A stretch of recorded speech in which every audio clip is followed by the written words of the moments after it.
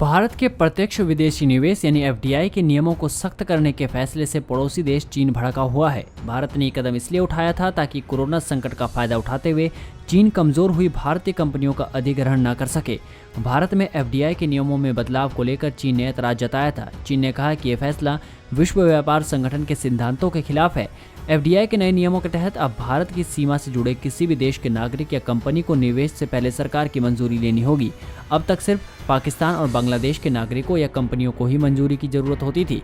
भारत से पहले चीनी कंपनियों को रोकने के लिए कई अन्य देश पहले ही एफडीआई के नियमों को कड़ा कर चुके हैं। एफडीआई के नियमों में बदलाव के बाद नई दिल्ली में चीनी दूतावास के प्रवक्ता ने कहा था, हमें उम्मीद है कि भारत अपनी भेदभाव वाली नीति में संशोधन करेगा और अलग अलग देशों के निवेश के लिए एक ही तरह के नियम बनाएगा। इसके साथ ही भारत अपने यहाँ खुला, पारदर्शी और प्रतिस्पर्धात्मक कारोबारी माहौल तैयार करेगा। इस बीच चीन की सरकार का मुखपत्र कहलाने वाले सरकारी अखबार ग्लोबल टाइम्स ने एक लेख लिखा है जिसमें भारत को धमकी देने की कोशिश की गई।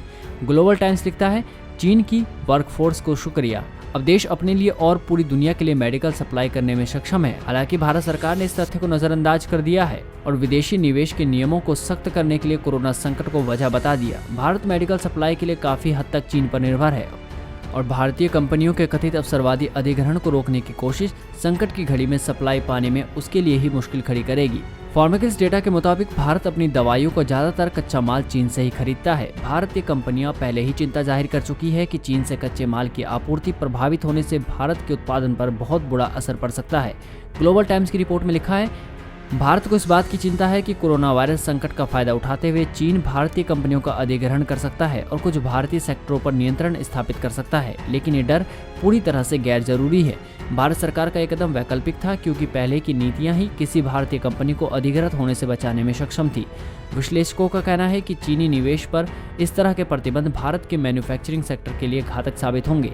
जल्द ही इस नई नीति का असर भारत में चीनी निवेश पर देखने को मिलेगा, साथ ही चीन में भारतीय निवेश भी प्रभावित करेगा। ग्लोबल टाइम्स ने दावा किया कि भले ही इस फैसले के बाद भारत के लिए दूसरे दरवाजे खुल गए हों और भारत में अपना कारोबार रीलोकेट करने की संभावना तलाश रही जापानी और दक्षिण कोरियाई कंपनियों को मौका मिल जाए, लेकिन भारत के मैन्युफैक्चरिंग सेक्टर में चीन की जगह कोई और नहीं भर पाएगा।